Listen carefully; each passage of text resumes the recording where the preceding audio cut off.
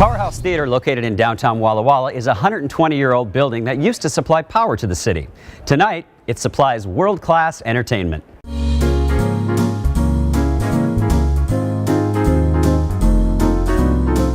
Tonight, Walla Walla came out in swarms, looking very good, mind you, for the performance of Marilyn Forever Blonde, the third performance at the Powerhouse Theatre, which has just taken the city by storm. It was and now is a theatre, though. It used to be a gas plant before electricity was invented. It took about 2.5 months to rebuild the whole inside, and we built the interior so it touched the building in very few spots. So we didn't sandblast or change the old building at all. So this is a duplicate of Shakespeare's theater that he built for himself.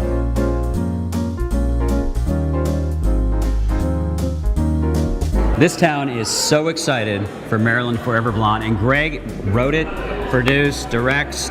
This was your baby. No, I didn't direct it. You don't direct your wife. It's impossible. It's like teaching them. I was going to ask you about that. Yeah, it's like teaching them to play golf or teaching them to drive. Everything that Sonny says as Marilyn are things that Marilyn actually said.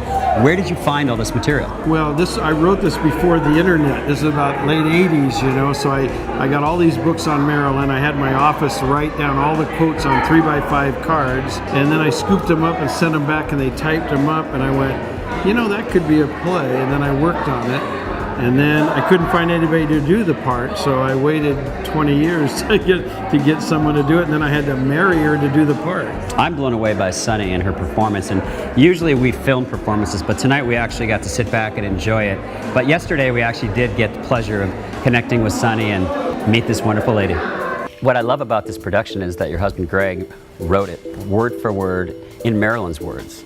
And he was telling us earlier today, and he says you may not agree with this, that he made you a deal. He said he'd marry you if you took the part, because he'd been looking for the right actress for 20 years to play the part. Is that true? He keeps telling people these lies. Well, tell us the truth. Set us straight. The truth is we were in Vegas. I was doing Marilyn. I put on the short wig. He said, I'd never thought of you as Marilyn before, but when you do Marilyn, it's pretty convincing. You need to read my play. We were not married at the time. I read the play and said, no way, because no woman should have to be compared to Marilyn Monroe.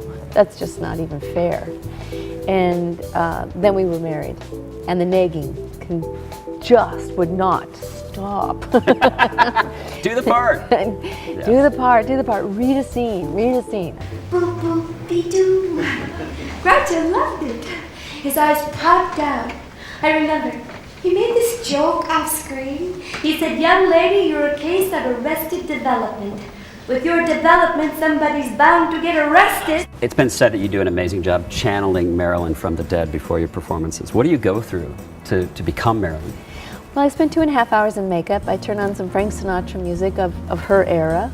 And that's sort of, at the end of the 2.5 hours, being prepared and surrounded by pictures of her in my dressing room and hearing Frank Sinatra sing and imagining them going out, or maybe she's getting ready for a date with him. It sort of transports me back to that era. What do you want us to take from your performance? Well, I think what I've learned from it is that be careful what you wish for. If Marilyn's taught me a lesson, and I hope the play teaches that lesson, is to honor those around you that are close to you, because she didn't have those people. He didn't like girls with brains. I told him that was the nicest compliment I'd ever had. So be careful what you wish for. Fame isn't all it's cracked up to be.